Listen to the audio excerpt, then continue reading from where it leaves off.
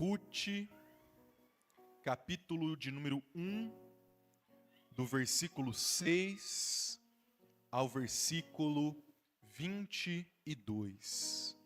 Eu quero desejar a todas as mulheres, primeiramente a minha esposa, um feliz Dia das Mulheres. Ela levantou cedo e virou para mim e falou assim: pelo amor de Deus, não vai falar que é Dia das Mães. Semana passada eu errei achando que era Dia das Mães. Dia das Mulheres. Que Deus possa abençoar vocês poderosamente. Eu tenho sentido falta de alguns irmãos. O pastor Gilberto está em viagem, a irmã Zenóbia, a família. Que Deus possa abençoá-los se estiverem acompanhando a gente pela transmissão. Que Deus possa abençoá-los grande e poderosamente. Mas tem alguns irmãos que eu estou sentindo falta. Alguém depois sentiu falta de alguém? Me fala o nome certinho que eu vou anotar. E essa semana nós vamos mandar uma mensagem. Às vezes o irmão está precisando de uma ajuda, de uma oração, uma visita. E você que estiver precisando também, Lucas, estamos precisando de uma visita, de uma oração, quero um culto na minha casa, pode contar com a gente, manda mensagem. Você tem o meu contato, vocês que estão no grupo, e nós estamos disponíveis para que a gente possa estar cuidando dos nossos irmãos. Amém? Ruth capítulo 1, versículo 6 até o versículo de número 22. Permaneça com a sua Bíblia aberta, pois este é o texto que nós vamos meditar nesta manhã. Um dia, Noemi soube que o Senhor tinha ajudado o seu povo, dando-lhe boas colheitas. Então ela se aprontou para sair de Moabe com as suas noras. Elas saíram a fim de voltar para Judá. Mas no caminho, Noemi disse às noras: voltem para casa e fiquem com as suas mães. Que o Senhor seja bom para vocês, assim como vocês foram boas para mim e para os falecidos. O Senhor permita que vocês casem-se de novo e cada uma tenha o seu lar. Então Noemi se despediu das suas noras com um beijo. Porém, elas começaram a chorar alto e disseram: não, nós não voltaremos. Nós iremos com a senhora e ficaremos com o seu povo. Mas Noemi respondeu: voltem, filhas minhas, porque querem ir comigo? Vocês acham que eu ainda poderei ter filhos para casarem com vocês? Voltem para casa, porque já estou muito velha para casar de novo. Pois, ainda que eu tivesse esperança de casar outra vez, ou mesmo que casasse esta noite e chegasse a ter filhos, será que vocês iriam esperar até que eles crescessem para vocês casarem com eles? É claro que não, filhas minhas. O Senhor está contra mim, e isso me deixa muito triste, pois vocês também estão sofrendo. Aí elas começaram a chorar alto outra vez. Então Orfa se despediu da sua sogra com um beijo e voltou para o seu povo, mas Ruth ficou. Veja, disse Noemi, a sua cunhada voltou para o seu povo e para os seus deuses. Volte você também para casa com ela. Porém Ruth respondeu: não me proíba de ir com a senhora. Não me peça para abandoná-la. Aonde a senhora for, eu irei. E onde morar, eu também morarei. E o seu povo será o meu povo, e o seu Deus será o meu Deus. Onde a senhora morrer, eu morrerei. também, e ali serei sepultada. Que o Senhor me castigue, se qualquer coisa, a não ser a morte, me separe da Senhora. Como Noemi viu que Ruth estava mesmo resolvida a ir com ela, não disse mais nada. E elas continuaram a viagem até Belém. Quando chegaram lá, toda a cidade ficou agitada por causa delas, e as mulheres perguntavam: esta é a Noemi? Porém ela respondia: não me chamem de Noemi, a feliz, a doce. Chamem de Mara, a amargurada. Porque o Deus Todo-Poderoso me deu muita amargura. Quando saí daqui eu tinha tudo, mas o Senhor me fez voltar sem nada.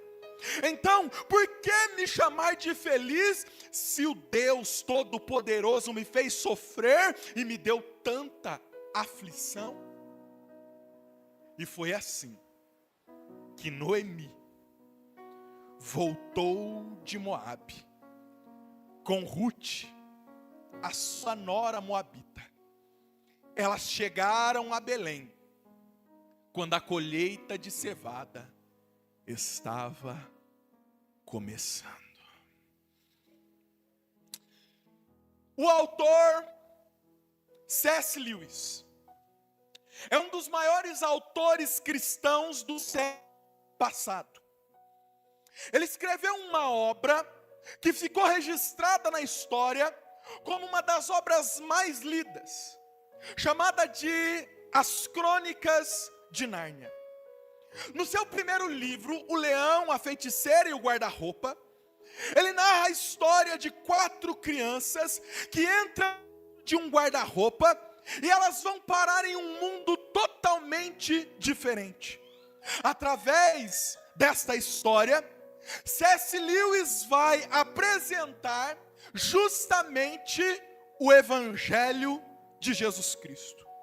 Mas o que chama atenção nessas crônicas é como C.S. Lewis decide representar Jesus. Ele representa Jesus através de um personagem que é envolto em mistérios, chamado Aslan. Aslan é um personagem que ele é um leão grande, poderoso, e ele é o rei de todo o reino. Porém, ele é temido, mas ao mesmo tempo é respeitado. Ele ora aparece e ora some na história. No primeiro livro, existem 2 passagens que eu gostaria de introduzir para os irmãos, para nós entendermos aquilo que Deus quer falar conosco nesta manhã.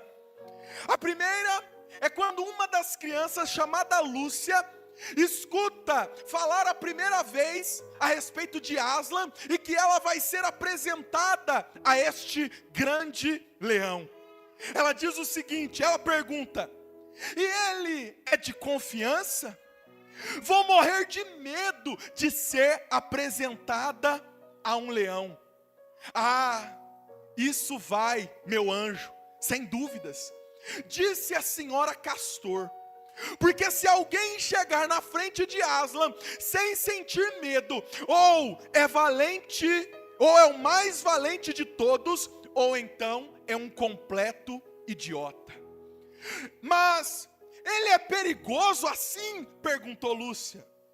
O senhor Castor perguntou para ela: perigoso? Então, você não ouviu o que a senhora Castor acabou de dizer? Quem foi que disse que ele não é perigoso? Claro que é perigoso, perigosíssimo. Mas acontece que ele é bom. Ele é rei, disse o senhor Castor. A segunda cena acontece logo no fim do livro, depois que Aslan derrota a feiticeira branca e todos os seus inimigos. depois de restabelecer a alegria em Nárnia e trazer libertação para todos, quando todos estavam felizes e esperançosos, dizendo: agora Aslan vai instituir o seu reino e vai dominar sobre todas as coisas. O grande Aslan vai reinar, imponente, todo poderoso, sem que ninguém perceba. Algo acontece. Aslan some de novo, indo contra a expectativa de todos. Mas o sábio senhor Castor já havia avisado todos eles que isso aconteceria, quando ele disse: ele há de vir e há de ir-se. Num dia vocês irão vê-lo, no outro não. Ele não gosta que o prendam. O importante é não pressioná-lo, porque, como sabem, ele é selvagem. Não se trata de um leão domesticado. Tem algo muito revelador na forma como Lewis escolheu representar Jesus. Ele compreendeu algo que está presente na Bíblia Sagrada sobre a figura de Deus, e que muitos de nós, nos nossos dias, parecemos ter esquecido e desconsiderado. Deus é perigoso. Deus não é domesticado. Deus é selvagem, mas Ele é bom. Assim como o grande leão Aslan, Deus não cabe no nosso quintal. Não é possível pegar Deus, colocar Ele em uma coleira e fazer como Ele é todos os dias e sair com Ele para passear nas ruas. Deus, Ele não é seguro para o ser humano. Ele não pode ser controlado ou manipulado pelos nossos caprichos humanos. Mas Ele é bom.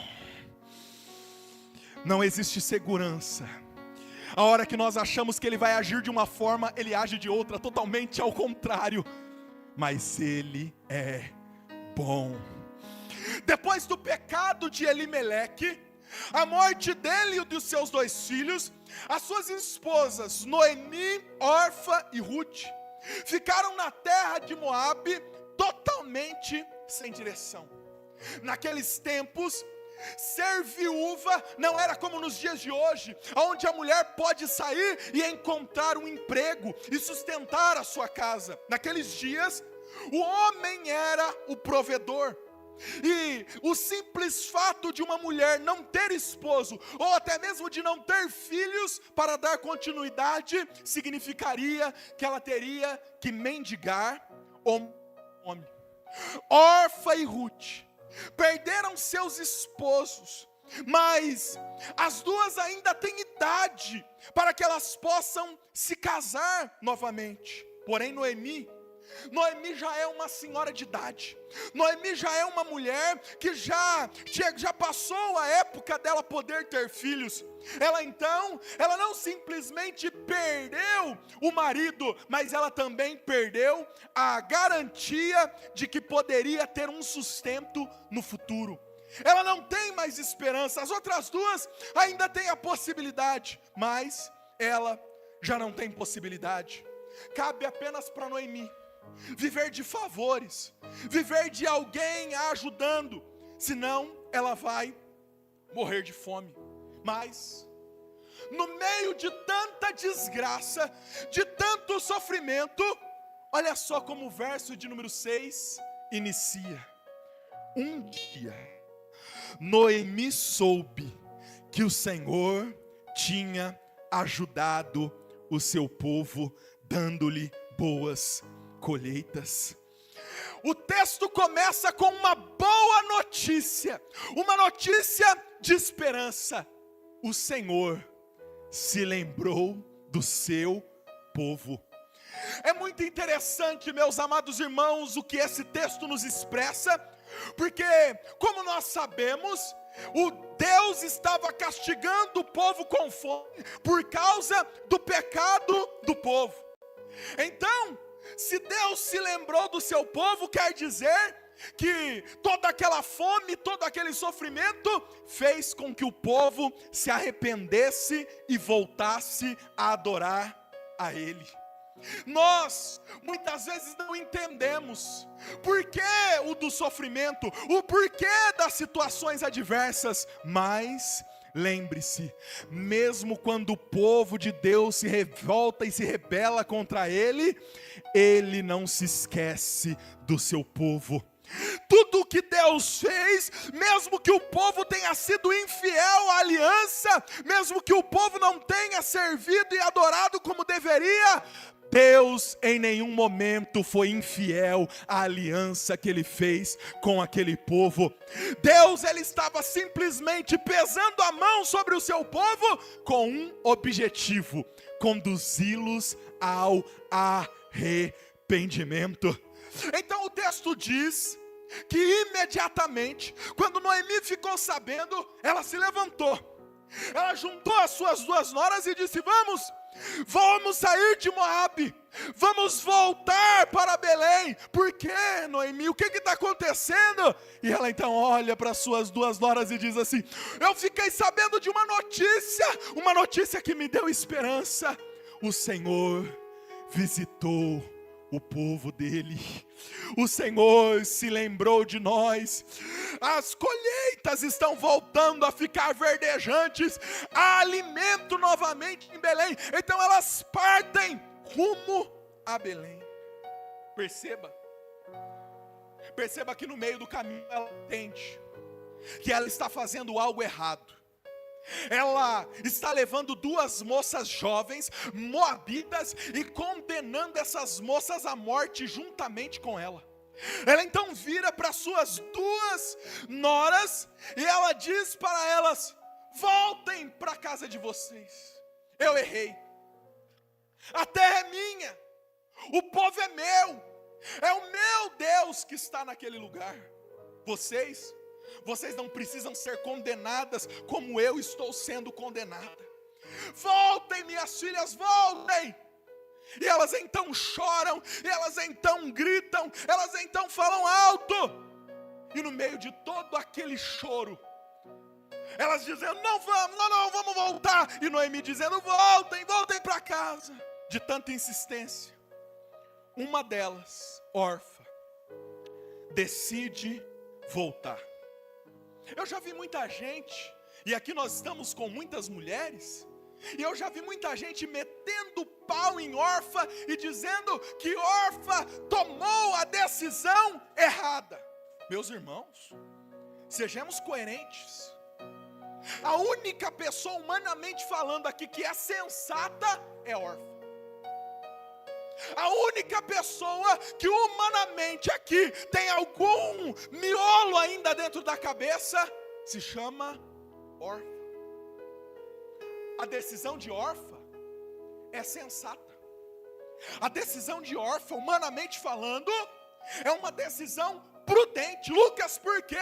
Porque Noemi está condenando essas 2 jovens à morte, condenando essas 2 jovens à pobreza, a não terem filhos, a não terem continuidade no seu nome.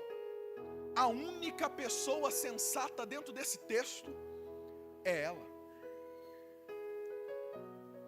Ela então, com muita dor no peito, vai embora. Orfa escolheu o caminho que a maioria de nós escolheria. Orfa escolheu um caminho que é chamado de caminho largo. Ela voltou para Moabe, ela vai atrás de um novo marido, ela ficou com o certo e não com o inseguro. Ela ficou com o seu Deus Camus, aonde não existe perigo nenhum. Mas Orfa, a última citação a ela na Bíblia Sagrada é essa. Ela caiu no esquecimento da história da salvação. A maioria das pessoas, meus amados irmãos, opta pelo caminho que é seguro. A maioria das pessoas opta pelo caminho que é sensato. A maioria das pessoas opta pelo caminho de que aonde existe segurança e tranquilidade, mas este é o caminho largo. Veja como as pessoas vivem. Você conversa com elas e elas dizem: eu não bebo, eu não fumo, eu não prostituo, eu não adultero, mas também não servem a Deus, também não abrem mão do seu próprio eu para servirem ao Senhor. Ruth, que é citada aqui no texto, Ruth é que é a doida da história. Ruth é a que não tem nenhuma sensatez. Ruth é aquela que escolhe o caminho da insegurança. Ruth, ela, enquanto tem muitas pessoas querendo se livrar da sogra, muitas pessoas querendo mandar a sogra embora, Ruth, ela quer ficar com a sua sogra. Mas isso não é natural, isso não é normal, isso não faz parte da forma como as pessoas se comportam. Não é seguro, não é sensato, mas Ruth escolhe seguir e ir junto com a sua sogra. Ela optou por abrir mão da sua própria vida. Ela optou por abrir mão de ter filhos. Ela optou por abrir mão de ter marido, simples e unicamente para acompanhar a sua sogra. O amor que ela sente por Noemi é tão grande a ponto dela abrir mão da sua própria vida e sacrificar a sua própria vida em prol da vida de Noemi. E ela diz uma das frases mais marcantes da Bíblia Sagrada: não me proíba de ir com a senhora, nem me peça para abandoná-la. Aonde a senhora for, eu irei. Aonde morar, eu também morarei. O seu povo será o meu povo, e o seu Deus será o meu Deus. Quando Deus ouviu isso, Deus olhou e disse: opa, tem alguém abrindo mão do seu próprio eu. Tem alguém abrindo mão da sua própria nacionalidade.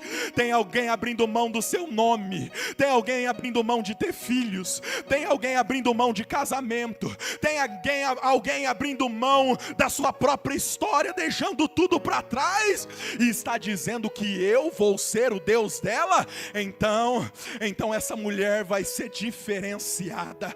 Deus olha no céu e encontra um coração disposto a se entregar, disposto a se sacrificar. Ruth não tinha dimensão do poder daquilo que ela estava falando, mas ela acabou de assumir um compromisso não com Noemi, mas com o Deus de Noemi. E quem assume um compromisso com ele pode ficar tranquilo, porque a via não é de uma mão apenas. Ele também assume um compromisso com essa pessoa. Deus quer ter compromisso com quem quer ter compromisso com ele. Deus quer estar perto de quem quer estar perto dele. Então Noemi, Ruth, ela ainda não entende, ela não enxergou, mas algo diferente estava acontecendo nessa história. Noemi, ela vê a firmeza daquela jovem, ela vê a firmeza de Ruth, mas Noemi ainda não é capaz de enxergar. Talvez até mesmo Noemi tenha morrido e não tenha entendido. Passaram-se até muitas gerações e muitos teólogos ao longo da história questionaram, dizendo: o porquê o livro de Ruth está dentro da Bíblia Sagrada? Será que o livro de Ruth seria apenas uma propaganda da genealogia de um rei? Não. Deus já estava revelando diante dos olhos de Noemi o seu propósito salvador. Olha como a história se desenrola. O pecado de Elimeleque tirou Noemi da terra da promessa. Isso gerou a morte de Elimeleque, Malom e Quilion. Gerou desespero, gerou frustração. Mas uma boa notícia tirou Noemi de Moabe e colocou ela de volta na rota da terra da promessa. Diante dos olhos dela, nós observamos uma estrangeira moabita sendo salva pela graça do nosso Deus. Veja como a história de Noemi é muito parecida com a nossa história. O pecado nos tirou da terra da promessa, do Éden. O salário do pecado é a morte, mas a boa notícia do Evangelho de Jesus Cristo é o que nos tira do pecado, nos leva de volta para a presença de Deus. E no caminho, nós que não éramos povo, nós que não éramos aceitos, nós que éramos moabitas, fomos alcançados pela graça de Deus, pela sua poderosa graça. E agora nós somos chamados de povo, nós somos chamados de nação santa, sacerdócio real.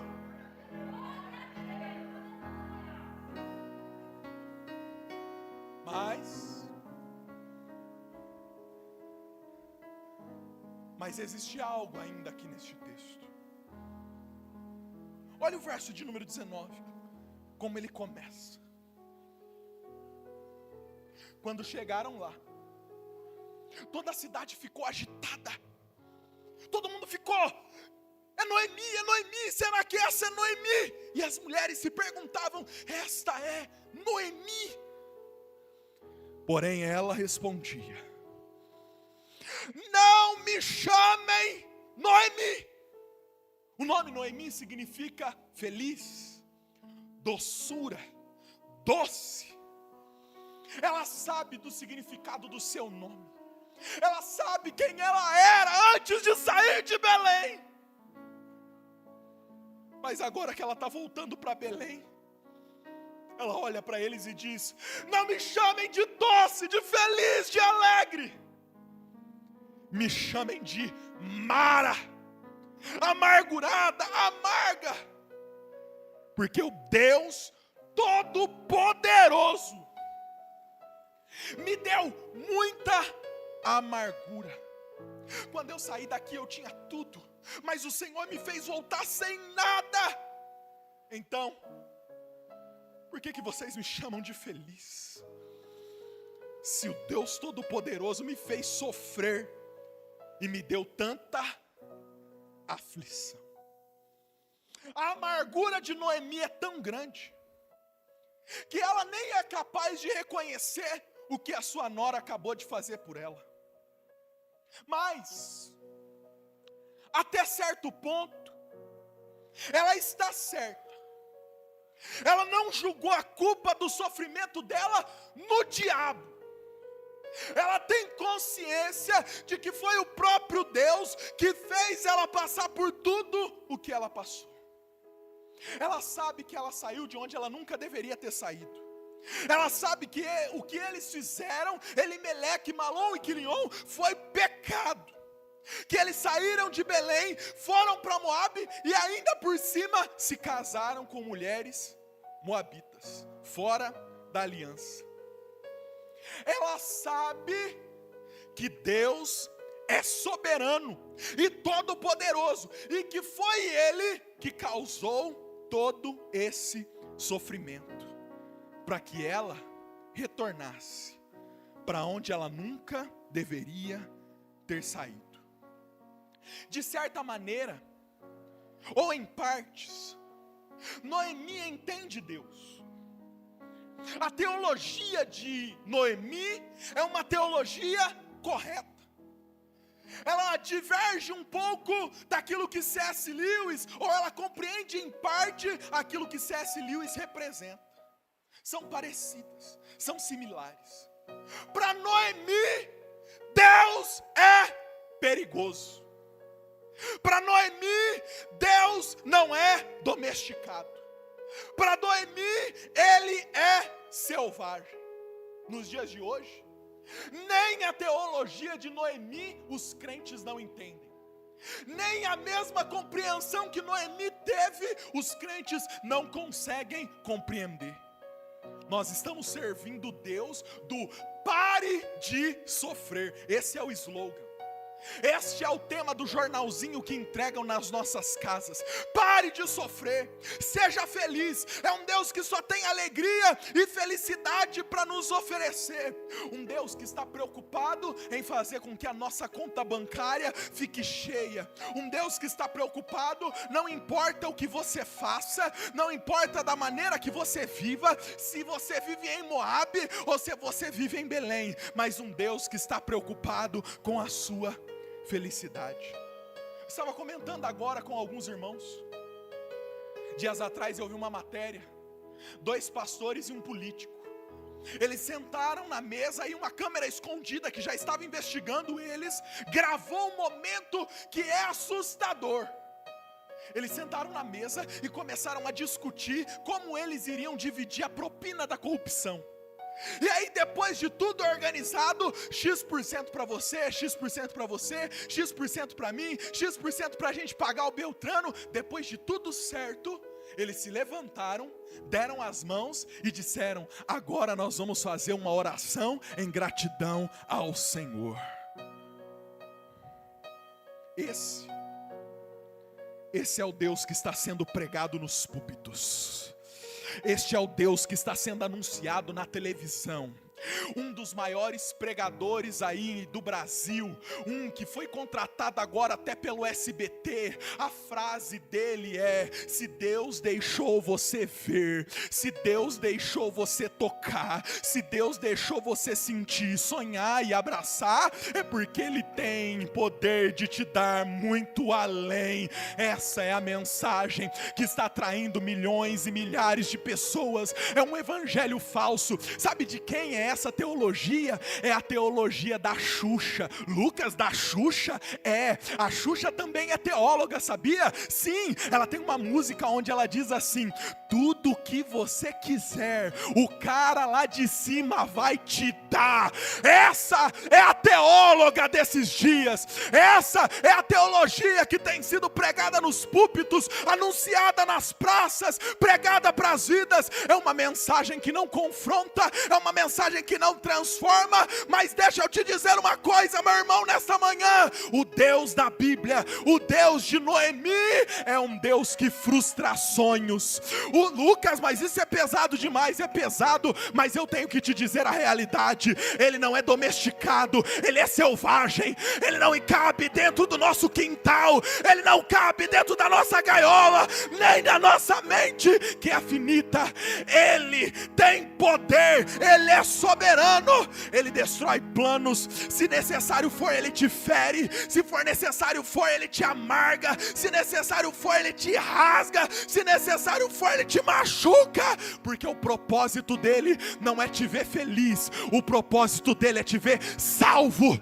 O propósito dele não é te ver feliz, o propósito dele é te ver mais semelhante a Jesus Cristo, mais semelhante.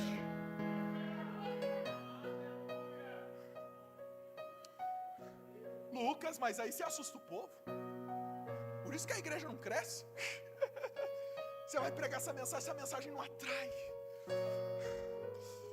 Mas Lucas, Deus é desse jeito. Ele é soberano. E a soberania dele nos assusta. Nos assusta porque ela é incontrolável. É por isso que nós temos uma tendência natural a criar certos ídolos, falsos deuses, porque nós vivemos nessa ilusão do controle e nós achamos que nós podemos controlar até mesmo o próprio Deus. Dias atrás eu estava vendo na internet um debate entre um ateu e vários cristãos. Eu detesto debate, mas eu estava assistindo, e o que me choca é como as perguntas dessas pessoas que não creem em Deus revelam mais sobre elas próprias do que necessariamente sobre Deus. A pergunta delas é: por que Deus fez assim e não daquele jeito? Por que Deus mandou matar? Por que Deus permite o mal? Por que Deus permite isso? Por que Deus falou aquilo e não falou assado? Deixa eu te dizer uma coisa, meu irmão. Ele faz o que Ele faz. Ele fez o que Ele fez. Ele age como Ele quiser. Ele não deve explicação para ateu de internet, nem para ninguém nesta terra. E deixa eu te dizer uma coisa, você como cristão, ele não precisa de advogado, ele não precisa de defesa, porque Ele é soberano sobre tudo. E deixa eu te dizer uma coisa, se necessário for rasgar, Ele rasga. Se for necessário amargar, Ele te faz amargar, para cumprir com o propósito soberano dEle sobre a sua vida. Ele não está preso às suas expectativas com Ele. Deixa eu te dizer uma experiência pessoal. Todas as vezes que eu orei para Deus falando: Senhor, se o Senhor não fizer isso, eu vou desistir. Se o Senhor não fizer isso, eu vou abandonar. Se o Senhor não fizer isso, eu vou deixar. Se o Senhor não fizer isso, eu não quero saber mais. Sabe o que Ele fez? Tudo diferente do que eu pedi. E sabe o que aconteceu? Eu tive que continuar. Ele não cabe nas suas expectativas, pelo contrário, Ele adora frustrar as suas expectativas. Ruth, Noemi tinha um sonho de encontrar em Moabe a solução que ela não encontrou em Belém, mas Moabe só tem morte, é Belém onde tem pão. Deus então frustrou o sonho dela e trouxe ela de volta para a presença, dizendo: eu frustro o teu sonho, mas eu não te perco. Eu te quebro, mas eu não te largo. Eu faço dar errado, mas você é meu.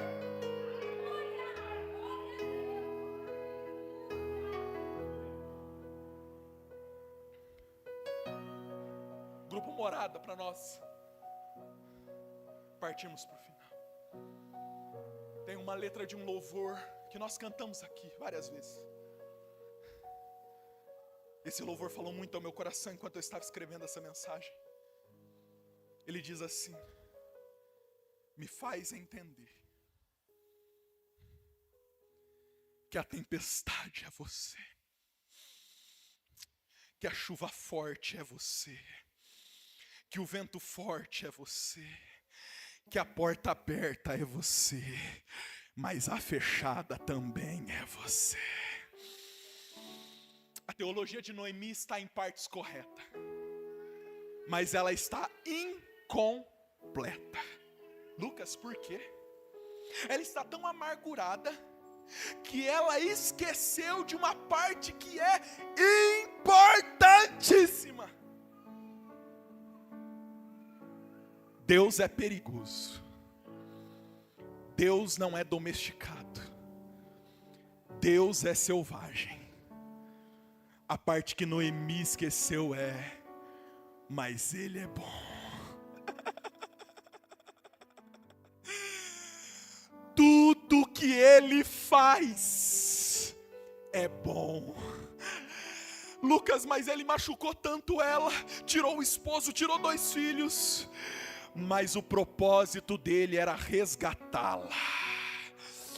E nesse resgate ainda ele trouxe uma moabita junto, que ele queria incluí-la dentro do plano da salvação.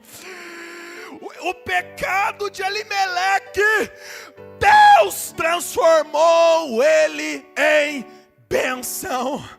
O pecado que Elimeleque cometeu, que gerou morte, Deus transformou ele em bênção. Sabe por quê? Porque nós nunca podemos nos esquecer de que Ele é bom.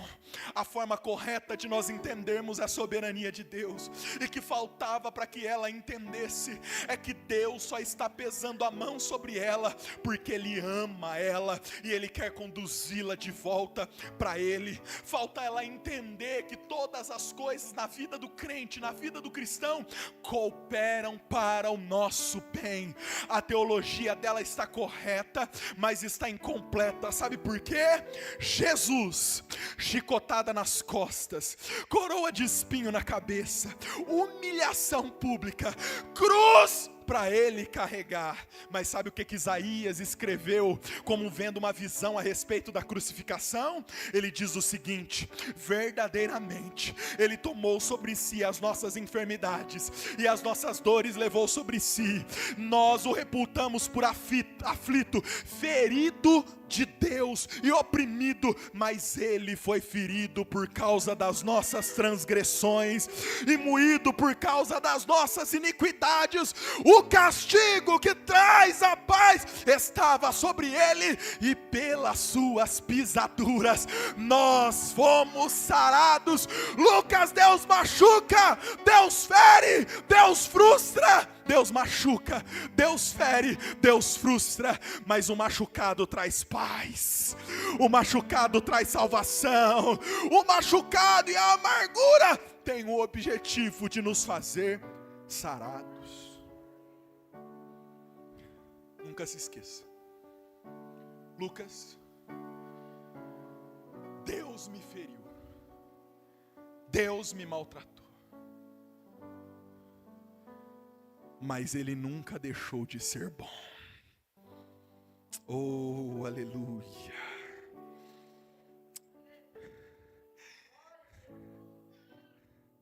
Por que eu passei por tanta coisa? Às vezes você se pergunta: Lucas, por que o casamento acabou na véspera? Por que a faculdade que eu tanto sonhei não deu certo? Por que aquele emprego que eu tanto almejei eu não consegui? Era Deus fechando a porta, mandando o vento, mandando a tempestade, porque Ele é bom. Fique de pé, fique de pé, fique de pé.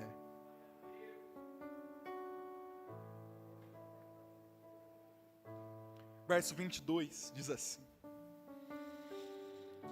e foi assim que Noemi voltou de Moabe, com Ruth, a sua nora moabita. Elas chegaram a Belém, quando a colheita da cevada estava começando. Tem algo começando.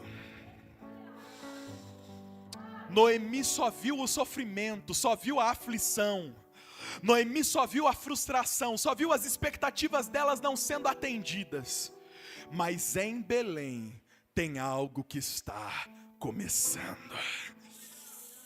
Deus está começando a agir, Deus está começando a trabalhar, Deus está sendo introduzido na história de Ruth.